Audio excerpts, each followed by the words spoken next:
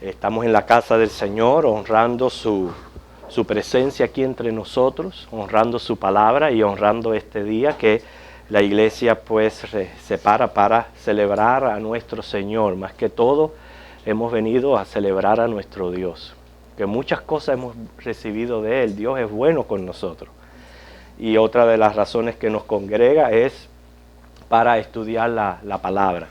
Estamos llevando en serie un estudio acerca del libro de los Hechos de los Apóstoles. Así que hoy vamos a estar estudiando el capítulo 4. Pero antes vamos al Señor en oración, porque nuestra dependencia es en el Espíritu Santo, que el Espíritu Santo sea quien nos enseñe y nos guíe en el estudio de hoy. Vamos a orar. Estamos aquí como pueblo tuyo que somos, Señor nuestro. Estamos aquí para la adoración de tu persona, ya que estás aquí entre nosotros, Dios, pues tu promesa es de estar donde 2 o 3 en tu nombre se reúnen. Hemos venido a alabarte, a glorificarte y a conocer, Señor, más de ti a través del estudio de las Escrituras. Por lo que clamamos a ti, Espíritu Santo, para que nos guíes a toda verdad. Porque conociendo la verdad, Señor, seremos libres. Yo te quiero pedir que tú bendigas esta clase como cada clase que se está teniendo en esta hora. Los niños, los jóvenes, los adultos mayores. Toda esta escuela dominical, bendícela, Dios. Siempre pon en nosotros el querer como el hacer y hambre y sed de tu palabra, Dios. Te amamos, Señor. Ahora bendícenos en Jesucristo. Amén. Amén. El Salmo capítulo 2, versículo 11.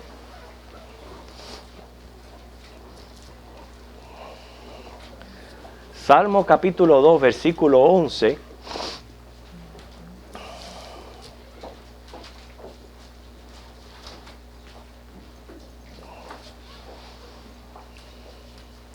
Nos insta el salmista a hacer 2 cosas. Salmo capítulo 2, versículo 11. Okay, lo leemos juntos. Dice: servir a Jehová con temor y alegraos con temblor. 2 cosas nos insta el salmista aquí. Una es a servir a Jehová con temor y la segunda es alegrarnos con temblor. En el sentido de que sabemos de que servimos y adoramos a un Dios que es grande y que es todopoderoso. ¿Quién brevemente nos puede poner al día en el estudio de la clase? ¿Qué es lo que ha estado aconteciendo? A ver. Los líderes religiosos judíos han estado regañando a los apóstoles por estar predicando sobre Jesús. Ok. ¿Pero qué pasó? A ver, hermano. Sobre un hecho que hicieron de sanar al hombre a la entrada del templo. Ajá.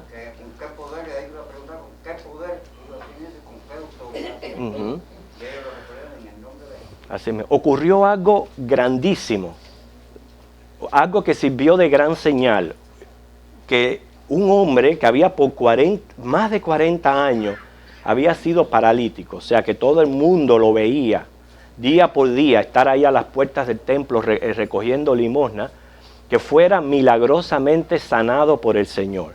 Y esto fue a la vista de todos los judíos que iban a las 3 de la tarde, que era la hora de la oración. O sea, no era cualquier otra hora del templo, sino era donde más estaban congregados allí, y sobre todo líderes religiosos, sacerdotes y eso. Ocurre el milagro, llamó la atención de multitudes, y Pedro por segunda vez se levanta y comienza a predicar el Evangelio de Cristo.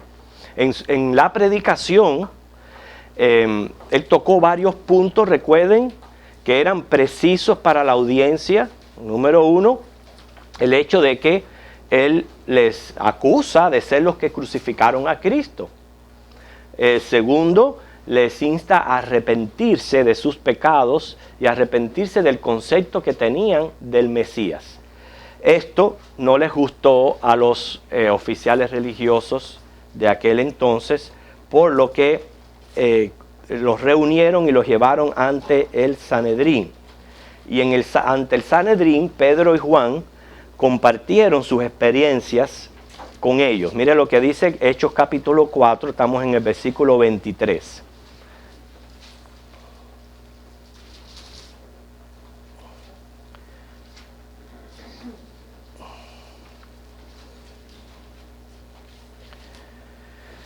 O sea, después que ellos dan testimonio en el Sanedrín, sobre todo vimos ese versículo 12 donde ellos les dicen con claridad que en ningún otro había salvación que no fuera en el nombre de Jesucristo.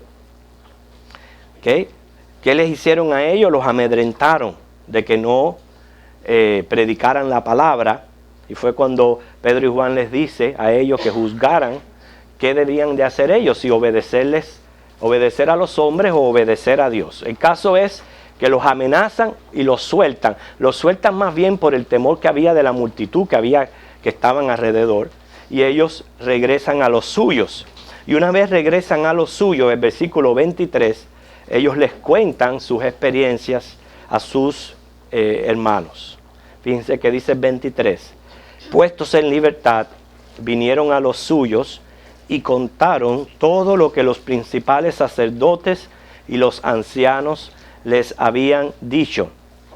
Y ellos, habiéndolo oído, alzaron unánimes la voz a Dios y dijeron: Soberano Señor, tú eres el Dios que hiciste el cielo y la tierra, el mar y todo lo que en ellos hay. Una de las cosas que resalta aquí de este versículo, hermano, es la importancia de que nosotros compartamos las experiencias que vamos viviendo en el Señor para irnos ayudando en la fe. O sea, es contar nuestros testimonios de las cosas que Dios va haciendo en nuestras vidas. Ellos no se quedaron con aquella experiencia para ellos, sino llegaron y les contaron a los otros la experiencia que habían tenido ante el Sanedrín. O sea, ellos dieron testimonio. ¿Y para qué sirvió? Para la alabanza de Dios. Para eso nosotros contamos el testimonio de nuestra vida. No para gloriarnos nosotros mismos, como dice, no es para buscar nuestra propia gloria, sino es más bien para alabar a Jesucristo, o sea, lo que Dios hace a través de nuestras vidas. Al ellos contar sus testimonios, sirvió para que los que estaban unidos dijeran, fíjense, las expresiones que ellos dicen: Soberano Señor, tú eres el Dios que hiciste el cielo y la tierra, el mar y todo lo que en ellos hay. Hay dos cosas que ellos alaban aquí al Señor. Número uno, como soberano. Cuando nosotros hablamos de soberanía, ¿qué estamos queriendo decir con esto? ¿De que Dios es qué? ¿Qué? Okay, dueño y Señor, otro concepto, por ejemplo. Sobre todas las cosas, ¿qué más? Dominio y control absoluto de todo. Rey de reyes y Señor de señores. Rey de reyes, Señor de señores. ¿Qué otra cosa es el Señor? Que Él hace, ese es el segundo aspecto, pero Él hace su voluntad, ¿ok? Según como Él quiere y con quien Él quiere. Todos esos son aspectos de la soberanía de Dios. Hoy día, en el medio del humanismo en que vivimos, hay personas que les cuesta trabajo aceptar esa soberanía de Dios. ¿Okay? El entender de que precisamente toda nuestra vida está dependiendo de Él y que Él es Señor tanto de la creación como de la redención, o sea, lo que está ocurriendo con su plan salvífico para con los hombres. Hay personas que tienen problemas con esto, mas sin embargo no se le puede quitar ningún aspecto. Si yo quito cualquier aspecto de Dios, ya Él no es soberano. Y soberano es simplemente aquel que hace lo que Él quiere. Y la iglesia lo está reconociendo aquí como tal. La iglesia está diciendo, tú eres el Señor soberano. Quiere decir que sea que me vaya bien, que todas las cosas estén bien, o cuando a veces las cosas están también mal, el Señor está en control absolutamente de todo. Otra de las cosas que reconoce la iglesia, como decía nuestro hermano Diosvani, es que Dios es el creador. ¿Okay? Es importante, fíjense cómo Él lo alaban por esto. O sea, nos enseña a nosotros a alabar a Dios en todos estos aspectos. Él le dice, creador, hiciste el cielo y la tierra, el mar y todo lo que en ellos hay. Cuando se reconoce a Dios como creador, es parte, como dice Giovanni, de su soberanía también y de su señorío. ¿Ok? Cuando él dice, Él es el creador de todo. Como creador tiene derecho de autor de exigirle a la creación, de ponerle leyes a la creación, de demandar de la creación y de controlar la creación. Él tiene todo derecho de autor y en esto lo reconoce la iglesia sin ningún problema. Ok, y vamos entonces, esa es nuestra fe, esa es nuestra creencia, así concebimos nosotros a Dios. Podemos nosotros decir, Dios es efectivamente soberano. ¿Hay algo que queda fuera de su control?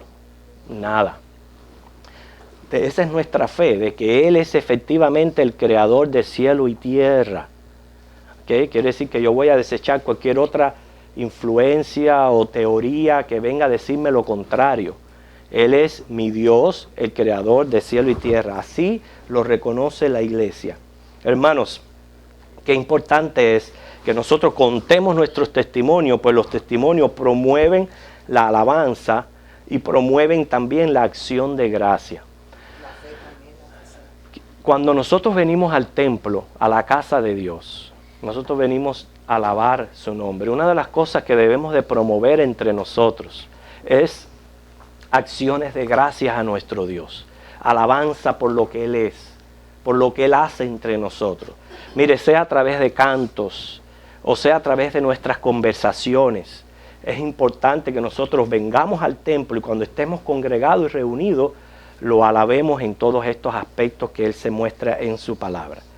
Noten que los versículos 25 al 27 dice, sigue hablando la iglesia, ¿ve? Que por boca de David tu siervo dijiste. Y este es el Salmo 2, del cual ya leímos, estaba mencionando aquí el Salmo 2, versículo 1, 2. ¿Por qué se amotinan las gentes y los pueblos piensan cosas vanas? Se reunieron los reyes de la tierra y los principales se juntaron en uno contra el Señor y contra su Cristo. Es una profecía de lo que estaba ocurriendo en Jerusalén y acababa de ocurrir con los discípulos. ¿Qué acabó de ocurrir? Fíjense. Dios le hizo un bien a un hombre, ¿ok? Porque eso, a través de Pedro y Juan, Él le hizo un bien a un hombre que estaba paralítico por más de 40 años. Él le hizo un bien. Sin embargo, viene el Sanedrín, que son los religiosos, los supuestos maestros de Israel, y los traen para cuestionarlos. Y es más, si no es por el temor del pueblo, quién sabe lo que hubieran hecho contra Pedro y Juan. Los hubieran apedreado, los hubieran metido en la cárcel, lo que sea. Caso, ellos venían con malas intenciones. Entonces, por eso que ellos mencionan aquí el Salmo 2, del 1 al 2, con una pregunta. ¿Por qué? ¿Por qué se amotina la gente contra Cristo, contra el Señor y contra su Cristo? Fíjense qué pregunta. Si pudiéramos llevar la pregunta hoy día, pudiéramos decir, pero ¿por qué la gente está contra Cristo y contra Dios?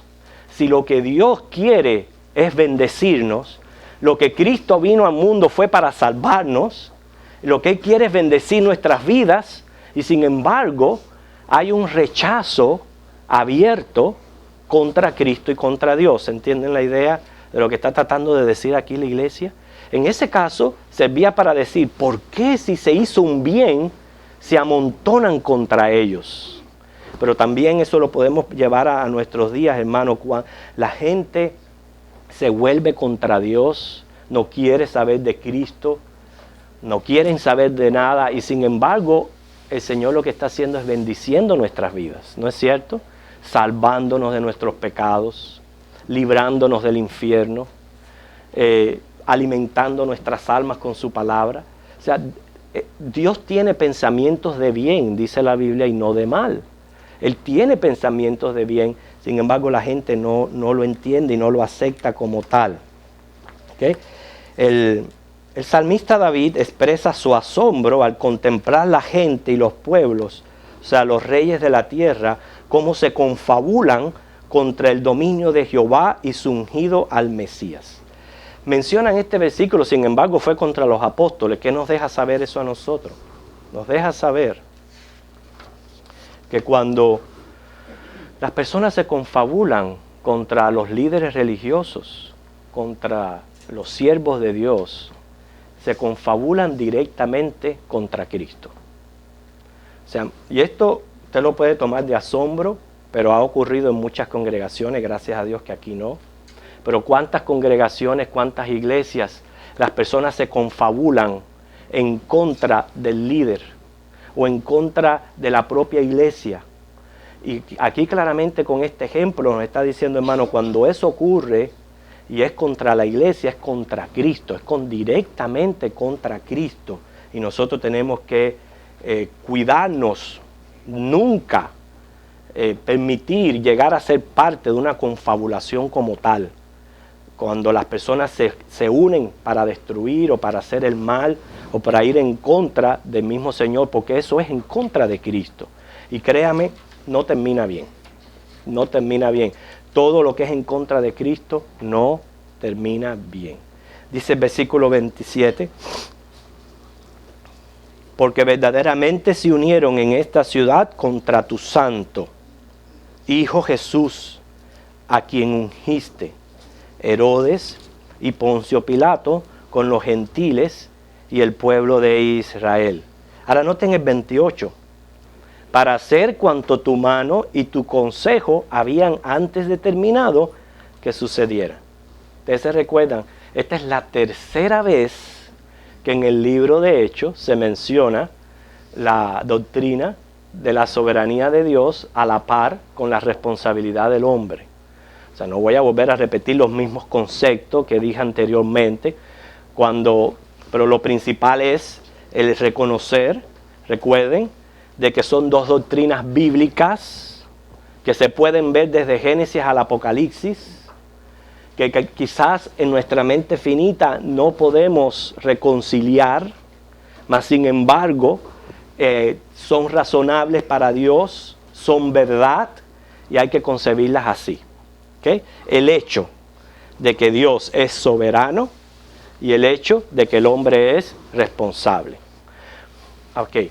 ¿Cómo beneficia o perjudica un mal entendimiento de estas dos ideas que van juntas? Yo les mencioné que en este caso es la iglesia reconociendo esto. Fíjense, la iglesia respondiendo al testimonio de Pedro y de Juan, lo que me está diciendo a mí que esa era la doctrina que ellos practicaban y que ellos creían y que le enseñaron los apóstoles a reconocer que efectivamente Dios es soberano, pero el hombre es responsable. ¿Por qué? Versículo 27 se ve la responsabilidad del hombre. ¿Ve? Verdaderamente se unieron contra tu santo Hijo Jesús. Menciona a Herodes, a Poncio Pilato, con los gentiles y el pueblo de Israel. Todos los que se confabularon contra Cristo cuando lo enjuiciaron y lo llevaron a la cruz. El 28, para hacer cuanto tu mano y tu consejo habían antes determinado que sucediera. O sea, van aquí a la par, tanto una como la otra. Lo que implica es que yo voy a vivir mi vida cristiana confiando, descansando de que Dios es soberano, muy bien, pero también, ¿qué? Que yo tengo una responsabilidad, ¿ok? Yo tengo una responsabilidad y según lo que yo haga con esa responsabilidad, voy a cosechar consecuencias. ¿Okay? Eso es lo que está enseñándonos la palabra y es lo correcto que nosotros debemos de pensar. Yo no puedo pensar de que, ok, Dios es soberano, pues Él va a gobernar todos mis asuntos, por lo tanto, yo me vuelvo como un tipo de robot. Nosotros no somos robots, nosotros no somos títeres. Se está haciendo la voluntad de Dios en mi vida, sí, porque Él es soberano, pero yo tengo también una responsabilidad de venir a Cristo y una responsabilidad de estar en Cristo y de hacer lo que Cristo me dice que yo tengo que hacer. ¿Okay? Así que aquí se están considerando estos dos aspectos. El Antiguo Testamento menciona dos casos menciona por lo menos un caso donde se puede ver esto. Fue el caso de José. Ustedes saben quién es José, ¿verdad? ¿Okay? Que él fue vendido por sus hermanos, terminó en Egipto y siendo gobernador y salvando a sus propios hermanos de morir de hambre. Vamos a Génesis, alguien que me busque Génesis 45 del 4 al 8.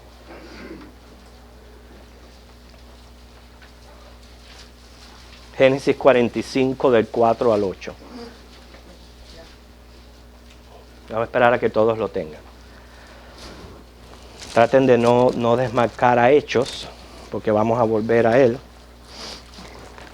Génesis 45.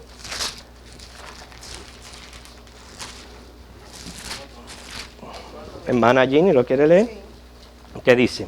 Entonces dijo José a sus hermanos: acercaos ahora a mí. Y ellos se acercaron. Y él dijo: yo soy José vuestro hermano, el que vendisteis para Egipto. Ahora pues, no os entristezcáis, ni os pese de haberme vendido acá, porque para preservación de vida me envió Dios delante de vosotros. Pues ya ha habido 2 años de hambre en medio de la tierra, y aún quedan 5 años en los cuales ni habrá arada ni siega. Y Dios me envió delante de vosotros para preservaros posteridad sobre la tierra, y para daros vida por medio de gran liberación. Así pues, no me enviasteis acá vosotros, sino Dios, que me ha puesto por padre de Faraón y por señor de toda su casa y por gobernador en toda la tierra de Egipto. Ok. ¿Qué ustedes pueden ver en ese versículo? Total soberanía de Dios. Fue Dios quien me envió aquí y fue Dios quien me puso como gobernador. Fue claramente Dios. Ahora miren el capítulo 50, versículos 19 y 20.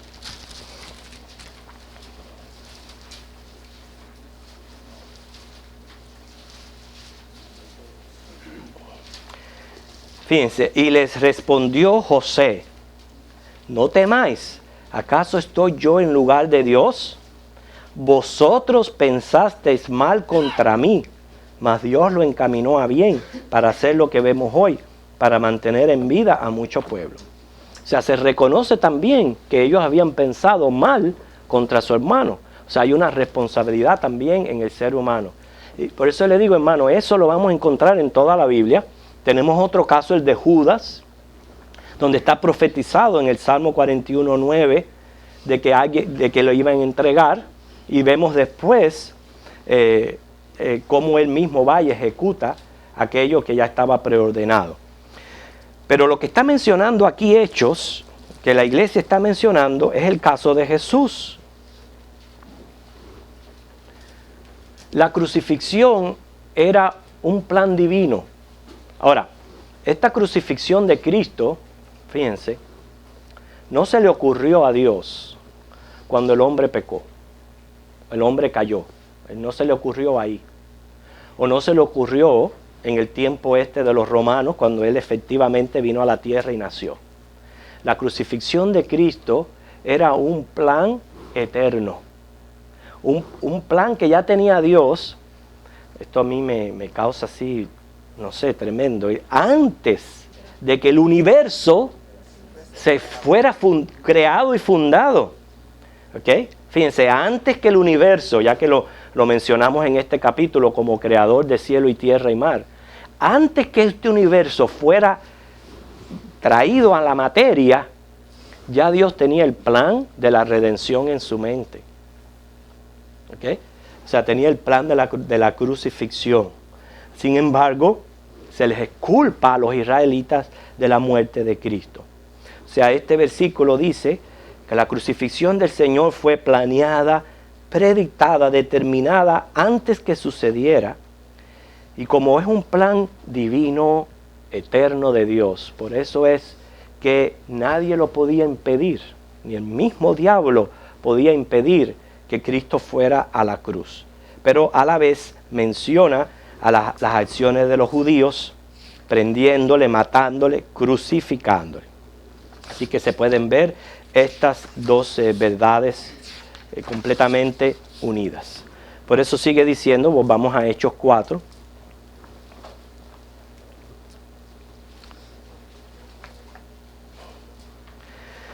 Y ahora, Señor, fíjense, mire sobre qué base ellos oran, hermanos, sobre qué base.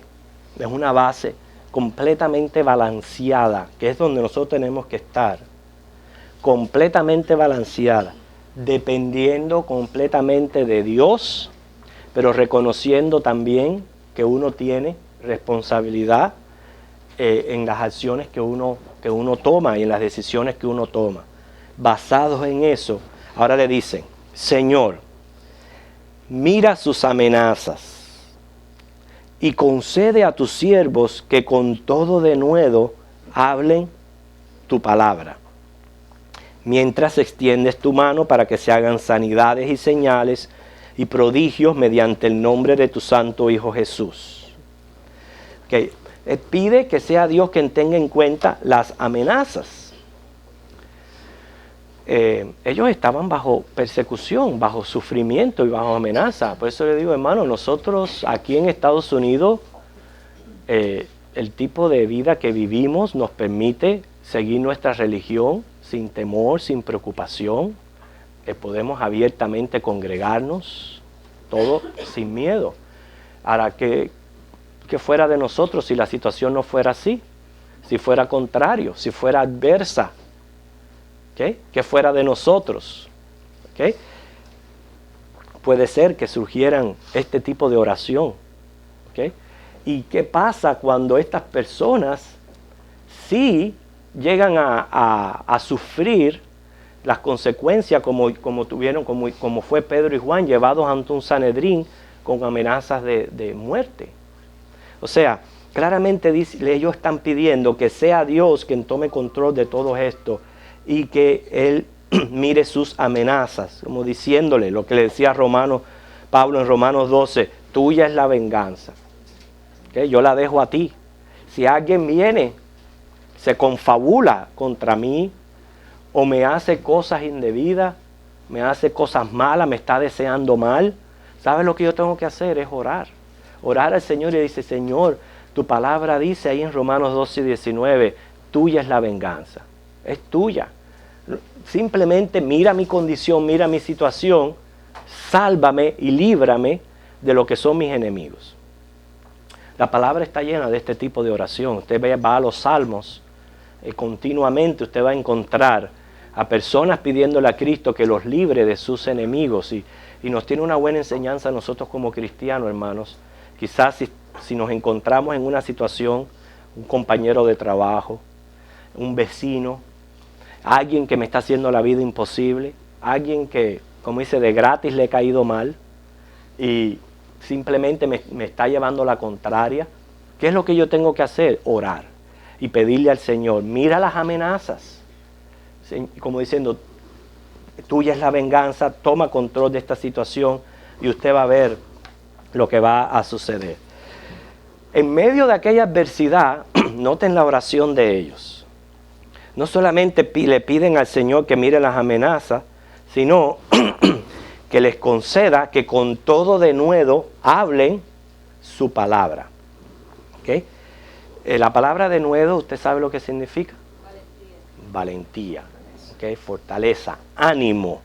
O sea, Él les está diciendo, Señor, a pesar de esto que hemos vivido, o lo que pueda venir en el futuro, no sabemos esta persecución a dónde nos va a llevar, pero por favor, no permitas tú que nos amedrentemos, no permitas tú que nos cansemos o que echemos para atrás, sino danos valor, danos ánimo para nosotros seguir predicando la palabra de Dios, aún en medio de una amenaza de muerte.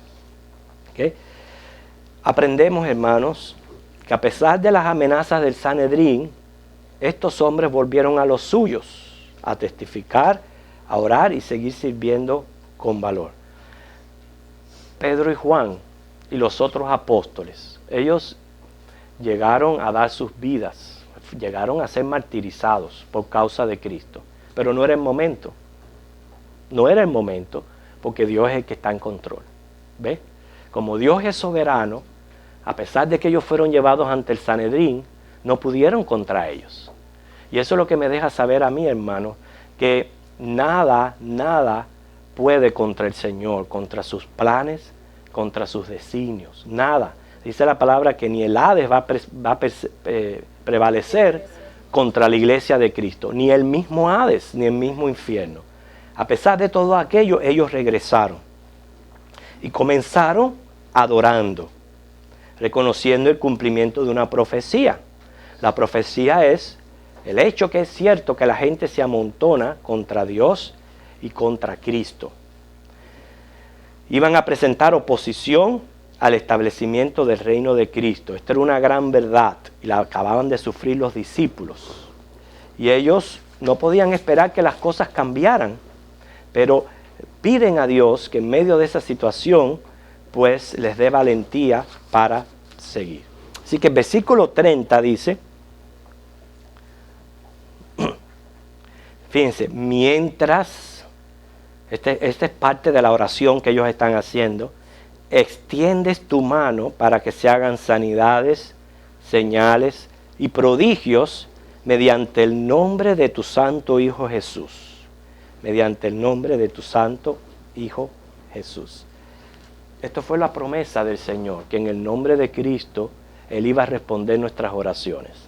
Que en el nombre de Jesucristo se iban a hacer milagros, señales y prodigios, los cuales no han cesado, no han dejado de ser. Están sucediendo hoy día también entre nosotros. Dios sigue haciendo señales, milagros y prodigios, respondiendo nuestras oraciones entre nosotros. ¿Cuántos de aquí levantan la mano y dicen, yo soy testigo de que el Señor ha respondido mi oración con un milagro, con algo grande que el Señor ha hecho en mi vida? ¿Okay? Él sigue haciendo milagros y prodigios. ¿Okay? Él sigue obrando en nosotros, pero qué importante es reconocer que se hace en el nombre de tu santo Hijo Jesús. En su nombre y para la gloria de su nombre. ¿Okay? No es para la gloria del que hace milagros, es para en su nombre y para la gloria del que hace su nombre. ¿Okay? El Señor no ha dejado de realizar esto, Él sigue haciendo milagros y esa es nuestra fe. Y es por eso, hermanos, que muchas veces yo encuentro bien irreverente, como hoy día se le exige a Dios el cumplimiento de lo que Él promete, cuando nosotros no estamos cumpliendo con la condición que Él pone. Y sin embargo, se le exige a Dios, se le reclama en vez de clamarle, se le reclama que cumpla lo que Él promete cuando nosotros no estamos cumpliendo con las condiciones. Y se ve de una manera obvia como el hombre siempre se ha tratado de entronizar, siempre ha tratado de engrandecerse, y no lo dice con sus labios abiertamente, pero da a entender de que Él es más grande que Dios, y que lo que Dios lo tiene es así como si fuera con hilitos, moviéndolo de allá y para acá, haciendo según lo que sea su voluntad. ¿Qué es eso? ¿Qué clase de Dios es ese? Si ese es el Dios, no es mi Dios y yo no lo quiero para mí. Un Dios que se deje manipular por la criatura, yo no lo quiero para mí. Pero mi fe está en un Dios soberano, un Dios creador, un Dios que hace su voluntad y un Dios que hace prodigios y señales, pero lo hace en el nombre de Cristo y para la gloria de Cristo. Y sabe que también lo hace según Él quiere.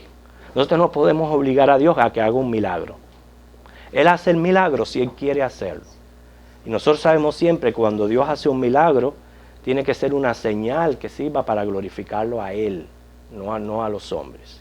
Sin embargo, a pesar de que Dios nos da lo que no merecemos, lo sigue haciendo, hermano, sigue teniendo misericordia de nosotros y sigue obrando en nosotros. ¿Qué ustedes creen de eso? Ustedes están demasiado callados hoy. ¿Qué ustedes creen de todo eso? Sí, Jesús. Ajá.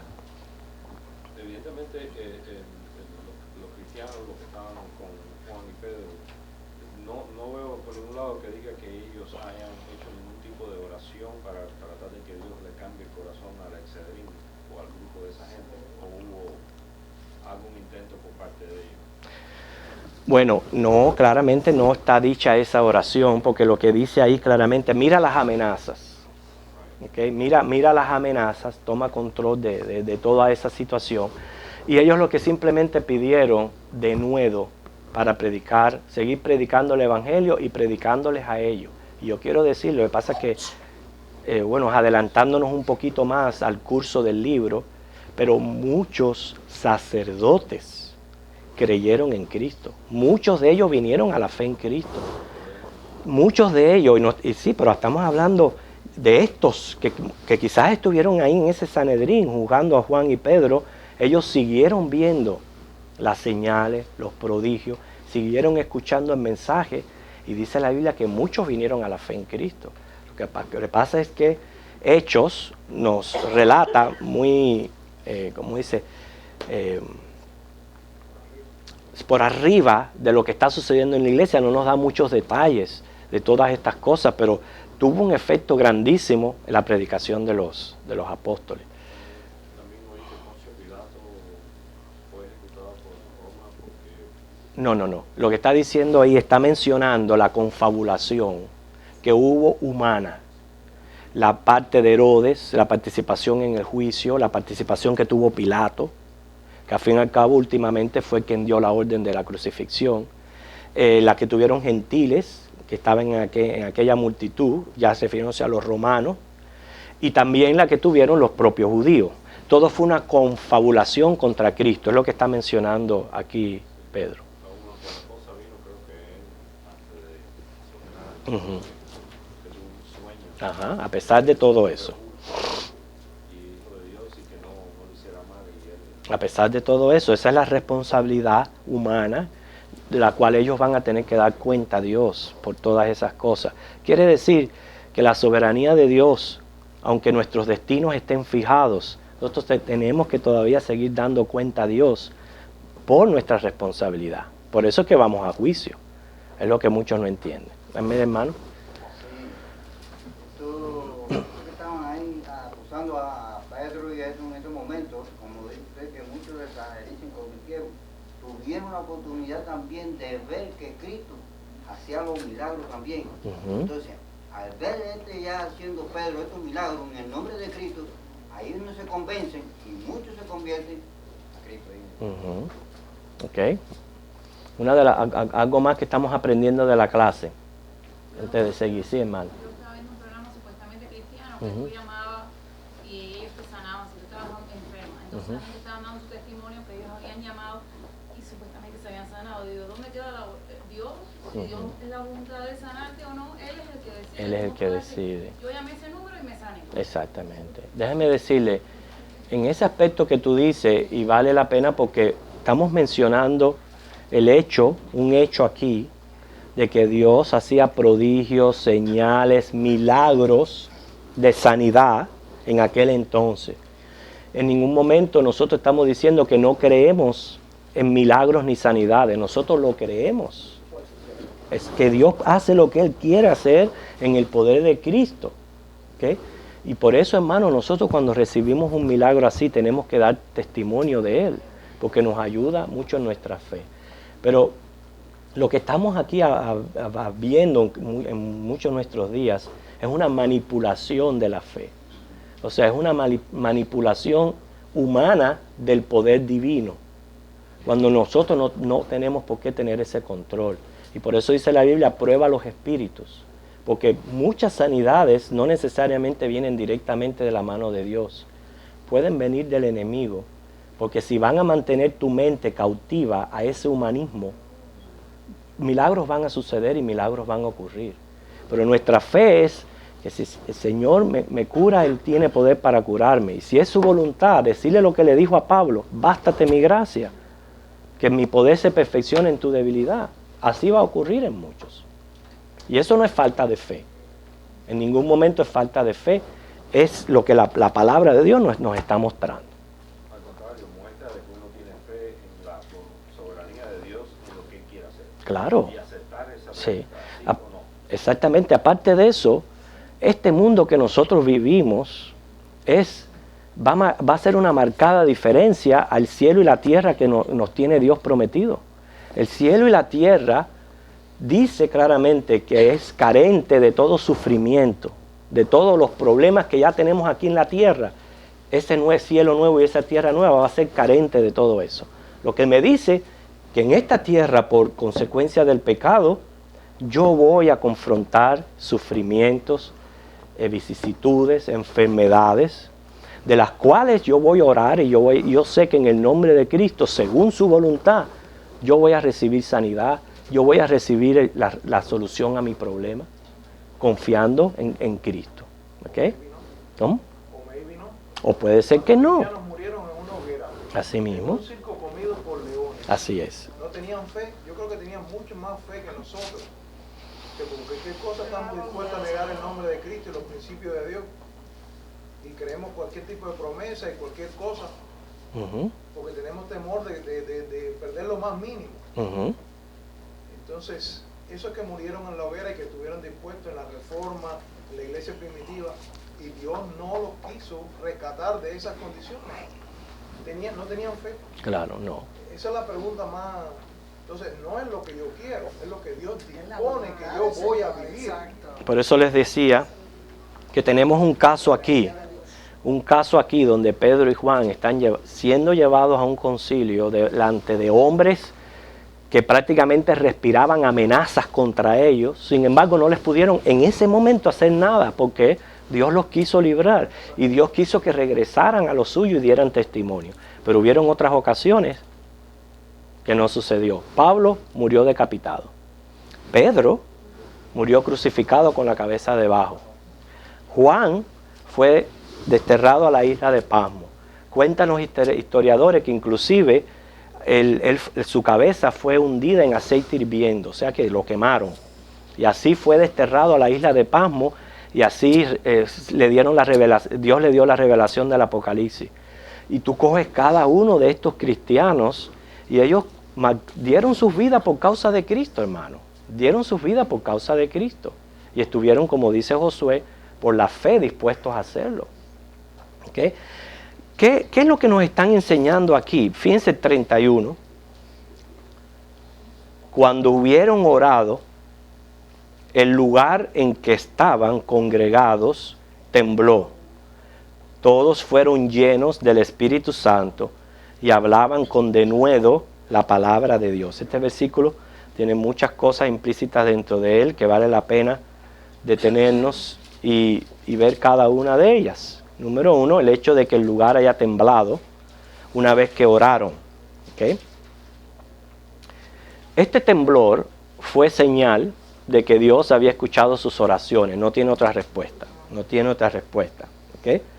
Ahora, no necesariamente significa que Dios va a manifestar con temblor cada vez que Él responde una oración.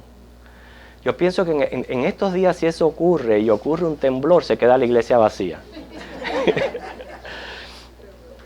En vez de quedarse allí, el primero que sale corriendo, y tengo las puertas cerquitas, el primero que sale corriendo soy yo, si veo que hay un temblor aquí.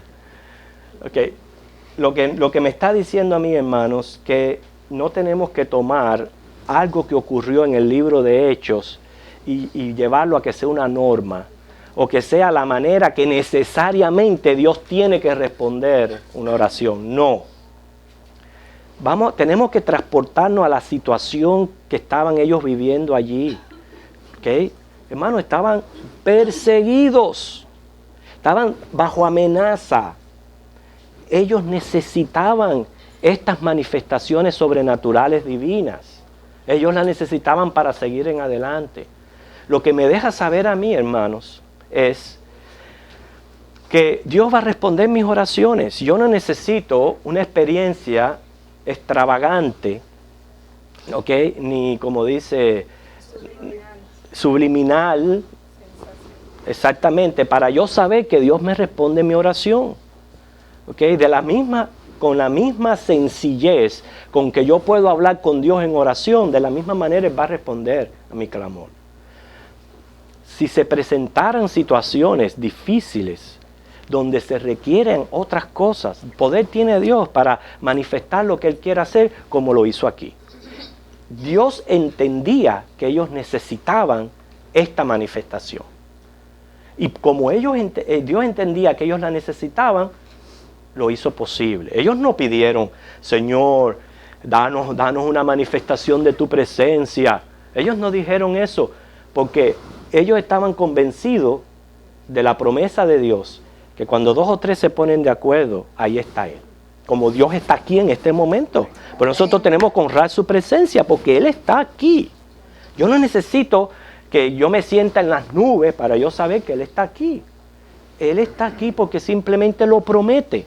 Y yo pienso que mientras más natural y sencillo uno tome esa promesa, más le agrada a Dios. Que si yo fuera una persona que estuviera exigiéndole a Dios señales y prodigios y cosas para yo poder creer. Ajá. Yo ya leí en estos días un libro acerca de la oración. Y el que escribió el libro decía que aún no necesitamos cambiar nuestro tono de voz ni para impresionar a Dios ni para hacernos los más humildes.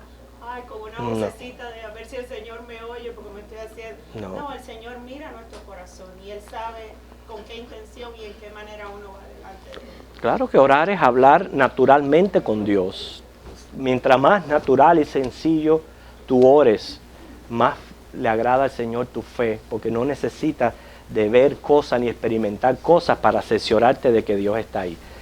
Pero estos cristianos, recuérdense que muchas de las cosas que ocurrieron en la iglesia primitiva fueron exageradas porque las necesitaba su fe. Ellos no tenían la Biblia como la tenemos nosotros. Ellos comenzaban aquel cristianismo a levantarse.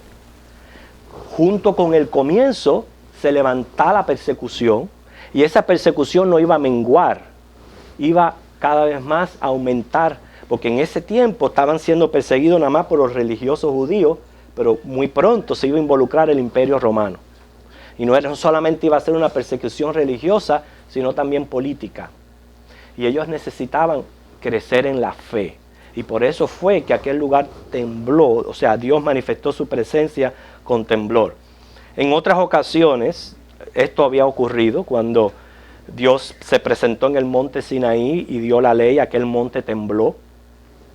Cuando se erigió el tabernáculo con humo, el Señor manifestó su presencia. Luego en el templo de Salomón, Dios manifestó su presencia con humo.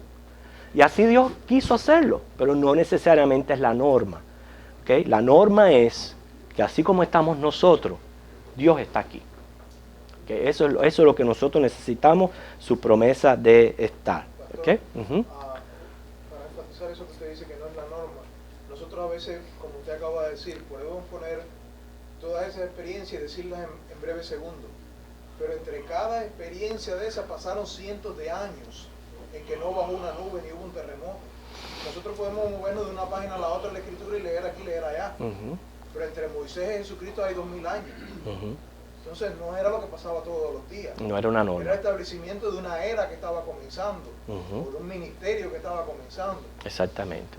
Y aquí estaba comenzando, valga tu aclaración, la época de la dispensación del Espíritu Santo con la iglesia, trabajando a través de la iglesia y moviendo a la iglesia que fueran los testigos de Cristo, los responsables de llevar el Evangelio a toda criatura.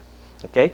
O sea que no solamente dice que cuando hubieron orado el lugar en que estaban congregados tembló, sino que todos fueron llenos del Espíritu Santo. Pero yo pensé que ya habían sido llenos ya en el Pentecostés.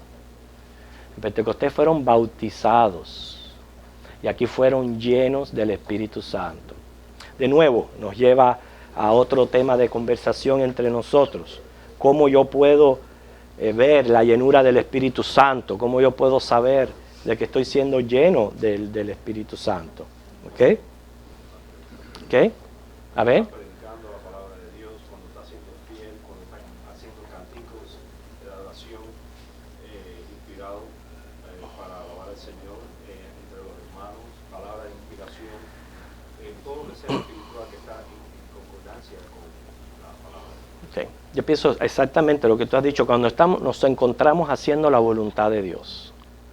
Si a mí me fueran a decir, defíneme la llenura del Espíritu Santo con una frase, yo dijera, cuando yo me encuentro haciendo la perfecta voluntad de Dios.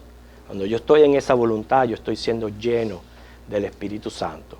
O sea, no es de nuevo experiencias subliminales ni sensacionales, ni nada de eso. Lo que manifiesta que yo estoy siendo lleno del Espíritu Santo no es así. Te puede dar mucho brinco, mucho salto y mucha cosa, y no estás lleno del Espíritu Santo. Porque con la llenura del Espíritu Santo, tu vida está siendo controlada por Dios. Y cuando tu vida está siendo controlada por Dios, tú haces la voluntad de Dios. Y una de las voluntades de Dios es que nosotros hablemos con denuedo, con valentía, el Evangelio y demos testimonio de él. ¿Okay? Eso es una de la voluntad de Dios. Entonces, yo no puedo simplemente decir que la llenura del Espíritu Santo es la alabanza. No, la llenura del Espíritu Santo se ve también en el servicio a Dios. Se ve cuando hacemos la voluntad de Dios. Y obviamente vamos a manifestar nuestro gozo en la alabanza, que es completamente diferente. Por lo que vemos aquí que hay una diferencia entre bautismo y llenura del Espíritu Santo, y las dos cosas las hemos hablado en la clase. Si usted le dicen, defíneme cuál es el bautismo del Espíritu Santo, ¿qué usted diría? Ser sumergido en el cuerpo de Cristo. Ajá. ¿Cómo? Muy bien. Ok, ¿alguien más? Ok, eso es lo que es el bautismo del Espíritu Santo. La palabra bautismo primeramente significa sumergir. Como dice él, ser sumergido en Cristo. No implica el bautismo del agua. Ok, es el momento, como dice Vicky, que yo estoy identificándome con Cristo como creyente. Y yo vengo a ser parte de la iglesia de Cristo. Por eso que el bautismo del Espíritu Santo lo recibimos en el momento, como dice Pablo, que creemos. En el momento que uno cree, entonces tú te identificas con tu fe en Cristo, tú eres bautizado con el Espíritu Santo. ¿Okay? O sea, te has identificado con Él. Ahora, la llenura ya del Espíritu Santo, hermanos, tiene que ver más bien con nuestra rendición al Señor en hacer su voluntad. Dice la palabra de Dios, no contristéis al Espíritu Santo. Si yo me encuentro en pecado, ¿okay? Yo en ese momento estoy contristando al Espíritu Santo. Quiere decir, lo que me enseña a mí, que la llenura del Espíritu Santo es cómo está mi relación con Dios. ¿Okay? Y es obvio que en todos nosotros van a haber vaivenes espirituales. Van a haber vaivenes, van a haber momentos en mi vida que yo voy a estar así, pero no necesariamente voy a permanecer así, porque yo estoy luchando con una naturaleza carnal. Todavía yo estoy luchando con una naturaleza carnal. Y mientras yo esté luchando con una naturaleza carnal, van a haber vaivenes. Pero es cierto que cuando yo tengo ese bajo, ¿okay? Mi relación con Dios, y todos nosotros lo podemos sentir y experimentar, inmediatamente hay una cosa que uno lo siente, que precisamente esa sensación es lo que te ayuda a ti a clamar de nuevo, a que tú necesitas esa llenura de Dios. Y en oración vuelve Dios. Y hay esos vaivenes. Y la palabra del Señor nos insta a estas dos cosas, a no contristar el Espíritu, y nos dice, sé llenos del Espíritu Santo. ¿Ves que es algo que ahora tengo yo mucho que ver? En el bautismo fue el Espíritu Santo en mi vida. Porque Él fue que me dio vida. Él fue el que me trajo a la fe. ¿Okay? Y en el momento en que yo creo y me arrepiento, yo soy bautizado. Pero ahora la llenura depende mucho de mi persona, de cuánto yo me rindo a la voluntad de Dios. Pudiéramos ponerlo como un solo ejemplo, no significa que sea así, porque el Espíritu Santo es Dios, es la persona de Dios. A Él no se le puede ver por cantidades. ¿Okay? Por eso. Así lo dice. Pero no se puede. No es por cantidades. ¿Tiene o no lo tiene? Exactamente, porque es la presencia de Dios en uno. No es que Dios está un poquito en mí. No. O está en mí o no está en mí. Pero yo vengo a ser como la lata de Coca-Cola. Y una lata de Coca-Cola usted la mira por fuera. Puede ser que tenga el contenido, como puede ser que no tenga el contenido, pero sigue siendo Coca-Cola. Yo sigo siendo vasija y templo del Espíritu Santo, de Dios. Yo sigo siendo templo y vasija del Espíritu Santo. Pero hay momentos que yo voy a contristar al Espíritu Santo y hay momentos que yo voy a sentir esa llenura del Espíritu Santo. Lo que nos insta la palabra de Dios es a buscar esa llenura, a dejar las cosas de la vida, de la tierra, las carnalidades, todas esas cosas y buscar la llenura del Espíritu Santo. ¿Cómo yo sé que estoy siendo lleno del Espíritu Santo? Voy a hacer inmediatamente su voluntad. La voluntad de Dios la voy a hacer.